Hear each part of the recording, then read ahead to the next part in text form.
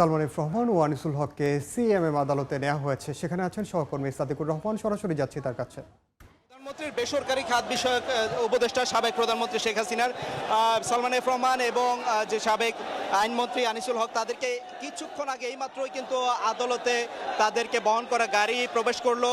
Prison van সহ আরও কয়েকটি হায়াজ গাড়ি কঠোর নিরাপত্তার মধ্য দিয়ে প্রবেশ করলো এবং এই আদালত প্রাঙ্গণে আসলে মূল ফটকের ভিতর দিয়ে গাড়ি প্রবেশ করার সঙ্গে সঙ্গে কিন্তু যে উত্তেজিত যেই আইনজীবী যারা আছেন তারা কিন্তু স্লোগান দিচ্ছিল তাদের বিপক্ষে, ভুয়া ভুয়া স্লোগান দিচ্ছিল এবং আশপাশে কিন্তু কঠোর নিরাপত্তা ব্যবস্থা জোরদার করা হয়েছে। এখানে পুলিশের পাশাপাশি কিন্তু বিপুল সংখ্যক আইনশৃঙ্খলা রক্ষা বাহিনী অর্থাৎ বিপুল সংখ্যক বিজিবি এবং সেনা সদস্যরা কিন্তু এখানে অস্ত্রসহ প্রস্তুত রয়েছেন নিরাপত্তার জন্য। এবং আরেকটা বিষয় যে এর মধ্য দিয়েই কিন্তু আইনজীবীরা আসলে স্লোগান দিচ্ছিল, তাদের নানা অপকর্মকে উল্লেখ করে তুলে ধরে কিন্তু তাদের শাস্তি দাবি করে ভুয়া ভুয়া স্লোগান দিচ্ছিল। এবং আমরা যেটা দেখতে পেলাম যে আসলে এই সারাদিন ব্যাপী কিন্তু আইনজীবীরা যারা বিশেষ করে বিএনপিপন্থী আইনজীবীরা কিন্তু এখানে আদালত প্রাঙ্গণে অপেক্ষায় ছিল যে কখন এই দুই আসামিকে আদালতে আনা হবে। এবং আদালতে আনার আগে কিন্তু এখন তাদেরকে যে গারদে আনা হয়েছে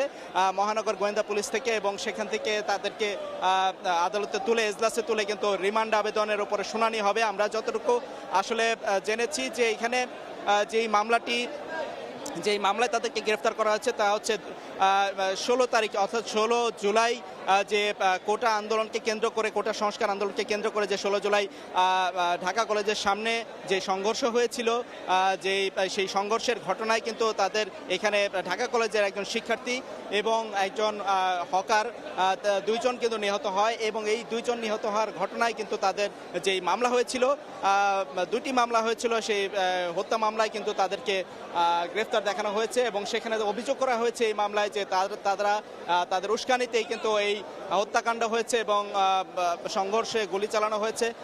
এতেই কিন্তু তাদেরকে আসামি করা হয়েছে এবং সেজন্য প্রাথমিক জিজ্ঞাসাবাদ শেষে এখানে আদালতে তুলে আইনজীবী। সরাসরি যুক্ত ছিলাম সিএমএম আদালতে সালমান এফ রহমান এবং আনিসুল হকের সবশেষ